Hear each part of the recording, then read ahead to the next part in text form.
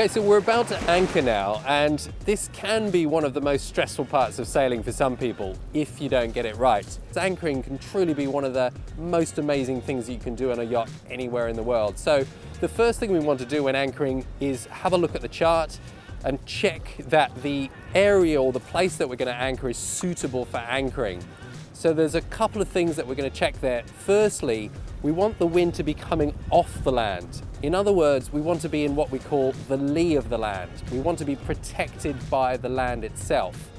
What we don't want to do is for the wind to pick up overnight or during the stay of our anchoring and then blow the boat onto the beach itself or onto the rocks even. So that's the first thing that we need to check. The second thing we're going to check on the chart is how much depth of water we have and also what is on the seabed. Once we've found a suitable place to anchor, we would then go up to the anchor or go up to the anchorage, slow the boat down, and then decide exactly how much chain or warp we would need to lay out onto the seabed with the anchor to make sure that we're secure. If you're using chain, we're going to use roughly 5 to 6 times the amount of chain relative to the depth of water.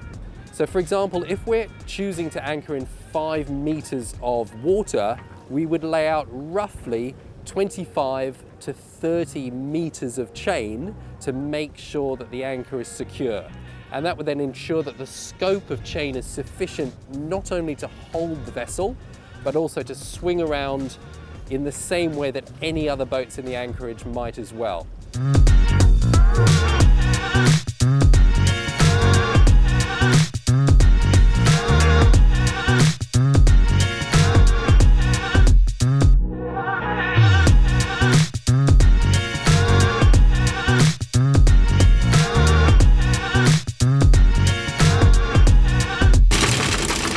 And as we do this, we can already feel that the boat is starting to drift downwind, which is what we want.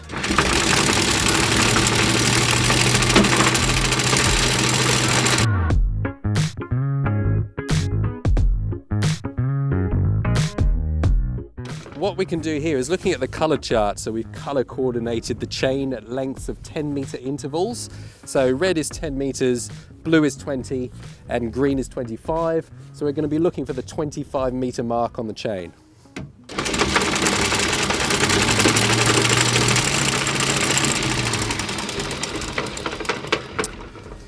Okay, so there we have it. That was the 25-meter mark. I can still feel the wind is blowing us downwind a little bit.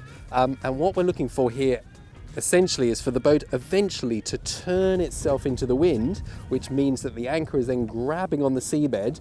And as you can feel now, actually, the boat is starting to turn. You can probably see the sun turning on the boat. We're heading up into the wind, and that's a really good sign. That means that the anchor actually now is grabbing onto the seabed and is holding already. So we're just going to wait for a little moment. You may even find that the bow of the boat dips ever so slightly with the pull of the chain on the bow. And now the bow is turning right up into the wind. We can really tell that the anchor is starting to hold. So that's a pretty good sign. And you can see the boat in front of me over there isn't moving relative to us, which again is a really good sign. And what I'm looking for is some sort of a fixed reference point, like a marker or a water tower or something like that, that I can look at and make sure that relative to that fixed point, we are not moving. So if we're not moving relative to a fixed point, it means that the boat isn't moving, the anchor's doing its job, and we are holding on the seabed, which is really great.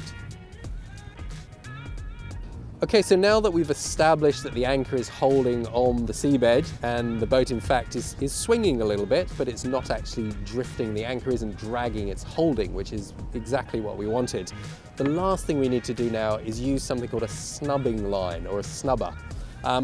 And what a snubber does essentially is it attaches itself to the chain, the anchor chain, via the hook, and then we attach the other end of the snubbing line to the yacht onto the cleat.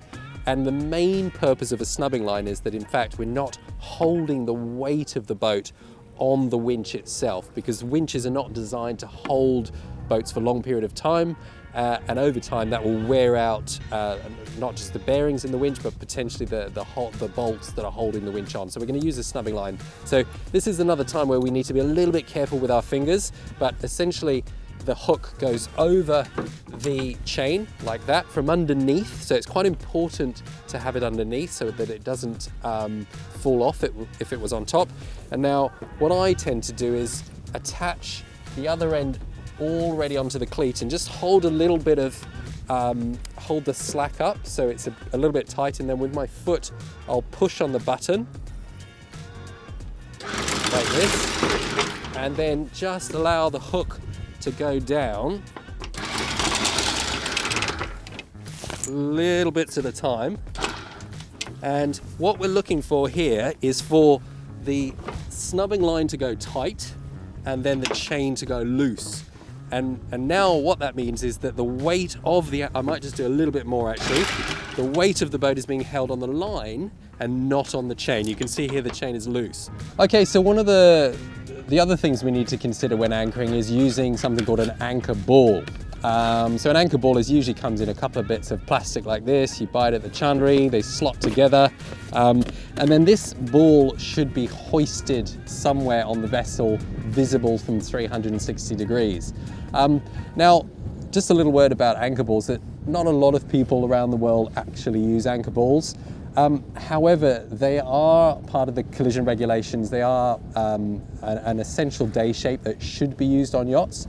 And if there were to be some sort of an incident on board, an accident, a boat that is at anchor and other people do not perceive that boat to be at anchor, and an accident would to occur, then the person not using the anchor ball would be at fault. Okay, so here we are down below. We've anchored.